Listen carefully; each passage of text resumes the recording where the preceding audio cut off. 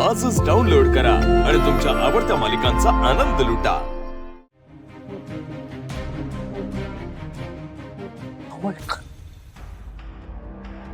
सिद्धिराजच्या लग्नाचा संबंध उगाच तुम्ही या निर्णयाशी जोडत आहात। सिद्धिराजचं लग्न एक वैयक्तिक बाब आहे आणि पक्षाचा चेहरा बदलणं हा राजकीय निर्णय आहे। हा दोन्ही गोष्टींचा एकमेकाशी काहीच संबंध असू शकत नाही। सिद्धिराजची बायको म्हणजे आमची धाकटी सून भावना सिद्धिराज गाडे पाटील, त्या कितीही सर्वसामान्य घरातल्या असल्या तरी आम्ही त्यांचा आमची धाकटी सून म्हणून आनंदाने स्वीकार केला आहे।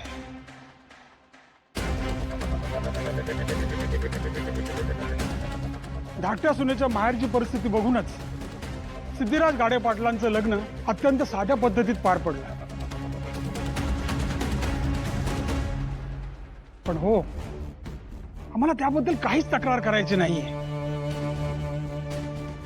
पण ज्यांची जेवढी ऐपत तेवढाच ते लग्नासाठी खर्च करू शकतात।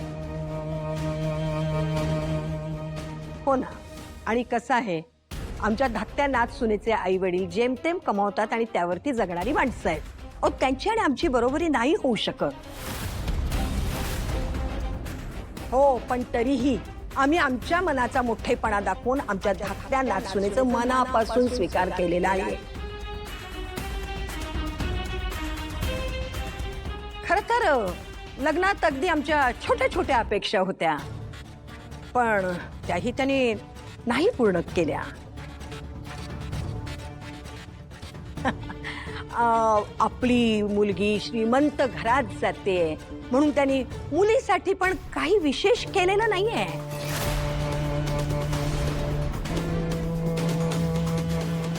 हो, पण आम्ही तो कुठलाही राग किंवा नाराजगी न घेता मनापासून आम्ही आमच्या धाकट्या सुनेला आमच्या घरात आणलं। आता तुम्हीच सांगा, यापेक्षा आणखी काय आणि कसं आम्ही वागायला पाहिजे होतं? तुम्हीच सांगा। खोटं आहे, साफ खोटं आहे।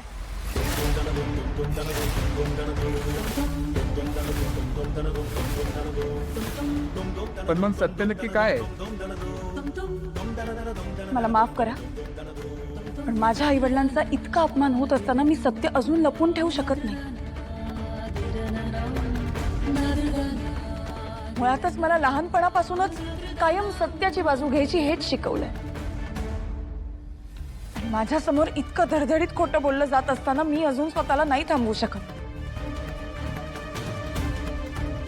मला खरं सांगावंच लागेल।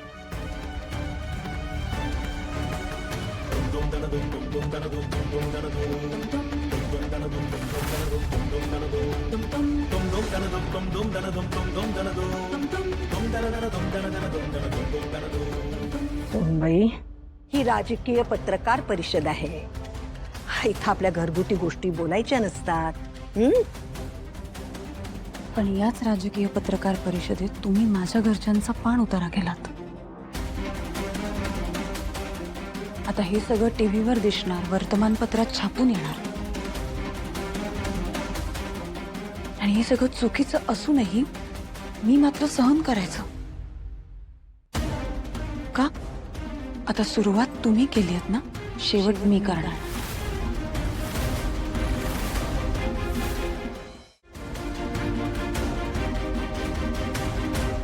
मला माईकची गरज नाहीये। माझा आवाज खणखणीत आहे आणि तो सगळ्यांपर्यंत पोहोचू शकतो। आणि मुळातच सत्य सांगण्यासाठी कुठलाही कांगावा करायची गरज नसते।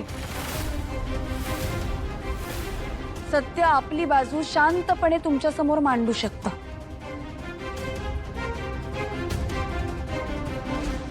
माझ्या आई वडिलांनी भरपूर पैसे खर्च करून मला वाढवलंय, माझं पालन पोषण केलं। कदाचित माझं बालपण, तरुणपण हे फार श्रीमंतीत नसेल गेलं, पण त्या श्रीमंतीपेक्षाही मोठी अशी तत्व त्यांनी आम्हाला दिली।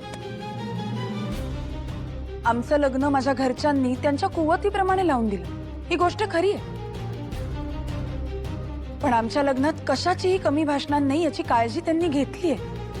पण तुम्हीच मला सांगा, जर हुंड्यासारख्या अवास्तव अपेक्षा माझ्या सासरकडच्यांनी केल्या तर त्या आम्ही का पूर्ण कराव्यात? माझे सासरे म्हणाले की त्यांनी मला सून म्हणून स्वीकारले. माझ्या आजी सासूबाईंनी सांगितलं की त्यांनी मला प्रेमाने सूनबाई म्हणून स्वीकारले. पण काय असतं प्रेमाने स्वीकारणं? या घरात मला उठता बसता टोमणे मारले जातात. मला नको नको त्या गोष्टी ऐकून घ्याव्या लागतात. मला स्वयंपाकघरात पाऊल ठेवायचीही परमिशन नाहीये. मला अन्नाला आणि पाण्याला शिवण्याचा देखील अधिकार नाही. नवीन आलेल्या सुनेशी हे असं वागणं म्हणजे तिला स्वीकारणं असतं.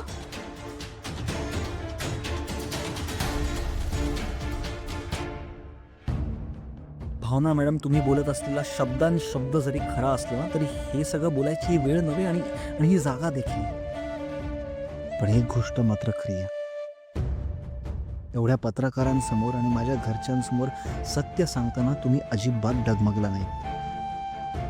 कदाचित जर एवढं धाडस माझ्यात असतं आणि मी आधीच तुम्हाला माझ्यावरचं प्रेम व्यक्त केलं असतं ना तर आज तुम्ही मला आनंदाने स्वीकारलं असतं.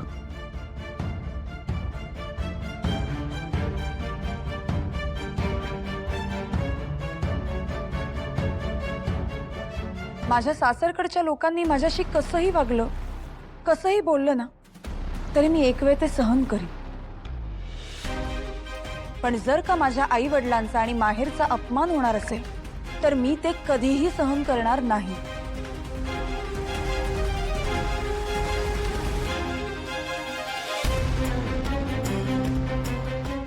माझ्या सासरकडचे असतीलही खूप श्रीमंत, पण मनाची श्रीमंती मात्र माझ्या माहेरचीच आहे हे मला आता कळून चुकले. आमच्याकडे कधीच सुनेला वेगळी वागणूक दिली जात नाही. मुलगा आणि सून यामध्ये कधीच माझ्या आईवडिलांनी आजपर्यंत फरक केला नाही. उलट दुसऱ्याची मुलगी आपल्या घरात आली म्हणून कायमच तिला जास्त जपलं गेलंय. कुठल्याही राजकीय किंवा श्रीमंत कुटुंबाला असंच वाटतं की गुन्हा करण्याचं लायसन्स आहे त्यांच्याकडे, कारण सिस्टीमची प्यादी बदलण्याची ताकद असते ना त्यांच्या. बाहेरून यांचं जग कितीही मुलायम दिसलं ना तरी तितकाच गाळ असतो आतमध्ये. समाजामध्ये अशी अनेक उदाहरणं आपल्याला बघायला मिळतातच. माझ्या माहेरी जेवायला साधी पिठलं भाकरी असेल, पण जे मुलाच्या ताटात असेल ना तेच सुनेच्या ताटात असेल हे मात्र नक्की.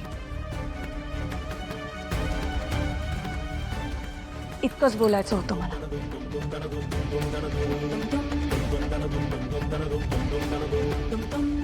काही चुकलं असेल तर माफ करा.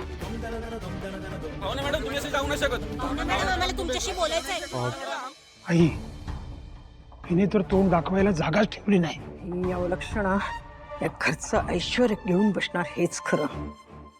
संपत हा सिद्धू आहे म्हणून गप्प आहे, नाहीतर हिची जीभ हासडून कधीच हिच्या हातात मी दिली असती. ताडे पाटील, तुमची सून बोलते ते खरं आहे का? तुम्ही तिच्याशी एवढं वाईट का वागता? सिद्धिराज, तुम्ही तुमच्या बायकोची साथ द्यायला कमी पडताय का? तुमच्या बायकोला अशी वागणूक मिळत असताना तुम्ही काहीच का करत नाही? लक्ष्मी निवास